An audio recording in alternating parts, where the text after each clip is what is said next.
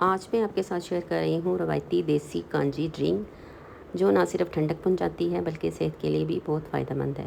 तो आइए बनाते हैं कांजी का शरबत। सबसे पहले मैंने हाफ़ केजी कांजी ली है।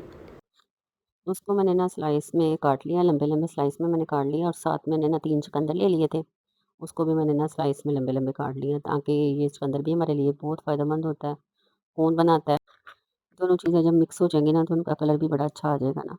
फिर मैंने 2 एंड हाफ़ चम्मच रेड चिली पाउडर डाला है और इसी तरह 2 एंड हाफ़ मैंने नमक डाल दिया और साथ ही 2 एंड हाफ़ मैंने इसमें ना चाट मसाला डाल दिया और उसके बाद तीनों चीज़ें डाल के इनको मैंने अच्छी तरह मिक्स कर लिया। सारी चीज़ें जब मिक्स हो जाएँगी ना तो फिर मैंने इसके ऊपर ना वो जो राई होती है ना उनको मैंने दरदरा सा पीस लिया था। आपने ना ज़रा मोटी-मोटी राई पीसनी है, ठीक है? उसके ऊपर मैंने फिर वो डाल दी 3 चम्मच की राई थी मेरी और फिर मैंने ना इसे ओवरनाइट ढाँप के रख दिया, ताकि ये इन गाजरों का और कांजी का ना चुकंदर का पानी निकल जाए। और फिर मेरे पास एक कूलर था शीशा प्लास्टिक वाला, घड़ा तो मुझे नहीं मिला, ठीक है?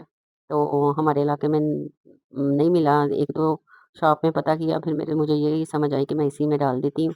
शीशे में भी आप डाल सकते हैं, लेकिन शीशे का बर्तन मेरे पास इतना बड़ा नहीं था और फिर मुझे ये भी अच्छा लग रहा था, मैंने कहा चलो इसी में डाल देती हूँ। फिर 2 दिन मैंने धूप लगवाई है और 2 दिन मैंने इसे ना छाँव में रहने दिया और चौथे दिन ये बन के तैयार हो गई थी।